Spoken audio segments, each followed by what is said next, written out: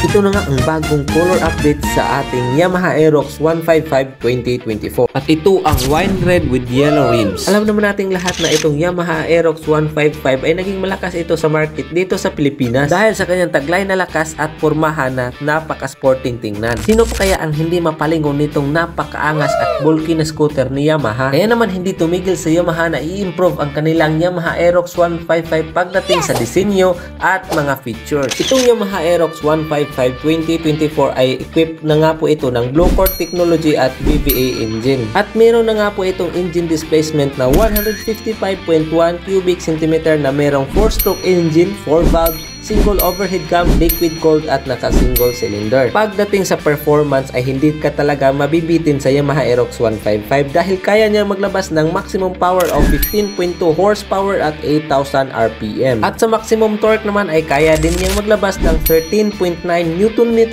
at 6,500 RPM. Pagdating sa bore stroke ay meron po itong 58mm at 58.7mm at compression ratio na 11.6:1. Sa fuel tank capacity naman niya ay kaya itong magkarga ng 5.5 liters na full tank gasoline at matipid itong Yamaha Aerox 155 dahil sa fuel system niya ay naka-electronic fuel injected na nga po ito at may claim na fuel consumption po ito na 48.62 km per liter. Kaya naman kapag naka-full tank itong Yamaha Aerox 155 ay kaya nitong tumakbo ng 267.41 km bago maubusan ka ng gasolina. At pagdating sa suspension nitong Yamaha Aerox 155 ay naka-telescopic fork pa nga po ito sa harap at sa likod naman ay naka-dual shock. At isa sa pinakamahalagang bagay kung meron kang malalakas na engine performance ay yung magagandang braking system. Kaya naman itong Yamaha Aerox 155 ay hindi binitin sa braking power nila dahil naka-disc brake na nga po ang kanyang harap na preno na merong 230mm disc at ang kagandahan dito ay naka-EBS na nga po ito. At sa likod naman ay naka-traditional drum brake pa rin ito at 130mm. Sa sukat naman niya sa gulong sa harap ay meron pa itong 110/80/14 at sa likod naman ay meron po itong 140/70/15 at ang dalawang ito ay naka-tubeless na nga po. Sa dimension naman po nitong Yamaha Aerox 155 and meron po itong overall length na 1,980mm, overall width na 700mm at overall height na 1,150mm. Sa wheelbase naman meron po itong 1,350mm,